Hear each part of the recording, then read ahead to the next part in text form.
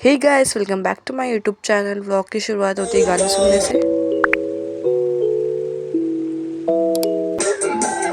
And फिर मैं बैठ गई थी मेरे इंग्लिश के फर्स्ट चैप्टर के नोट्स रिवाइज करने के लिए।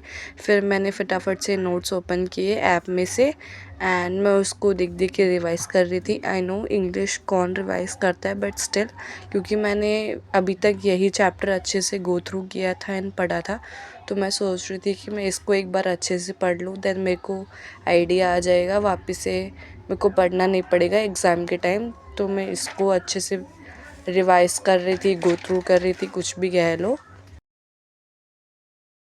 एंड कुछ ही दिनों में मेरे स्कूल भी स्टार्ट होने वाले हैं, ऑलमोस्ट 1 वीक या फिर 5 डेज़ कह लो। और जब मैं ये वॉइस ओवर कर रही हूँ, मतलब एडिट कर रही हूँ, तो उसके एक दिन बाद मेरा एंट्रेंस एग्ज़ाम है मेरे कॉलेज या फिर स्कूल के लिए।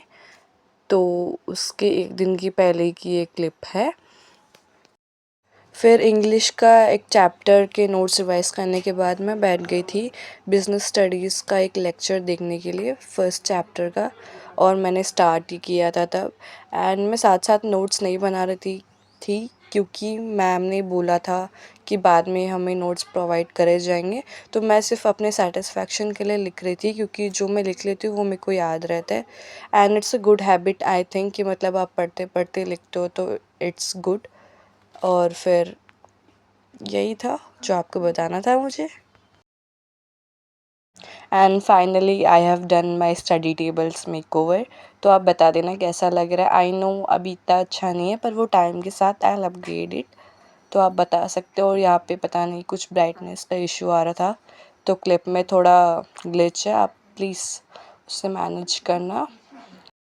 एंड यहाँ पे मैं एकदम फेयर नोट्स नहीं बना रही हूँ, बस पेंसिल से मेरे को जो भी स्क्रिबल करना है वो कर रही हूँ, ताकि मैं अच्छे से अंडरस्टैंड कर पाऊँ टॉपिक को। और मेरा कॉन्सेप्ट एकदम क्लियर है, और मैं थोड़े थोड़े मतलब इम्पोर्टेंट पॉइंट्स को भी हाईलाइट कर रही थी। एंड फिर मैंने जल्दी से नाइट सूट चेंज कर लिया, एक अच्छा सा शावर लेके, एंड फिर क्या था, मैं सो गई। Thank you so much for watching, bye.